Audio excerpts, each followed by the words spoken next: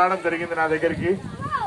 వచ్చి మీ బాధలు చెప్పినారు. గతంలో కూడా నేను ఊరికి వచ్చినప్పుడు మీ ఊరు మునకాకపోతాదని ముందే అలాం చేసి ముందే వాళ్ళకి చెప్పాను, ఈ ఊరు అయితే నీళ్ళు వస్తే కొంచెం ఇబ్బందులు ఉన్నాయి అని చెప్పి ముందే రిప్రజెంటేషన్ కూడా మనం అందరం ఇవ్వడం జరిగింది. దానికి సంబంధించి ఎంక్వైరీ చేయమని కూడా వాళ్ళు రాశారు. ఎంక్వైరీ రిపోర్ట్ కూడా ఇవ్వమని చెప్పారు. కానీ ఇప్పుడు వానలు ముందే పడడంతో నీళ్ళు అయితే మనం ముందే వచ్చినాయి. మామూలుగా గత ప్రభుత్వంలో కొన్ని అధికారులు చేసిన తప్పు, తెలుగుదేశం ప్రభుత్వంలో అధికారులు చేసిన తప్పు, 26 టీఎంసీకి నీళ్లు మార్కింగ్ చేసి 26 టీఎంసీకి ఏమేమో 26.8 టీఎంసీ ఫుల్ కెపాసిటీ.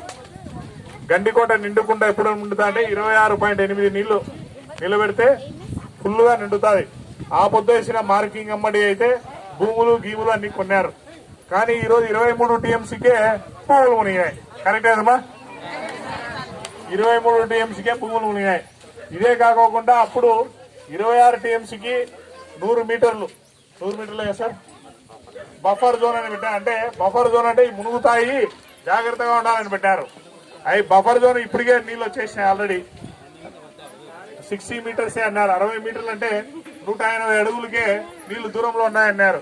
కానీ ఇప్పుడు అవన్నీ నీళ్లు సుఖకారం వచ్చేసినాయి. ఇవన్నీ కాకుండా ముఖ్యంగా మనకు దారి కూడా మునిగిపోయింది. ఒక సైడ్ అయితే హైవేకి పోయే దారి కూడా. ఇప్పుడు నేను ఏమన్నానంటే మళ్ళీ నేను కలెక్టర్ గారితో రాత్రి మాట్లాడాను. మళ్ళీ ఇప్పుడు కూడా మీ ఊరు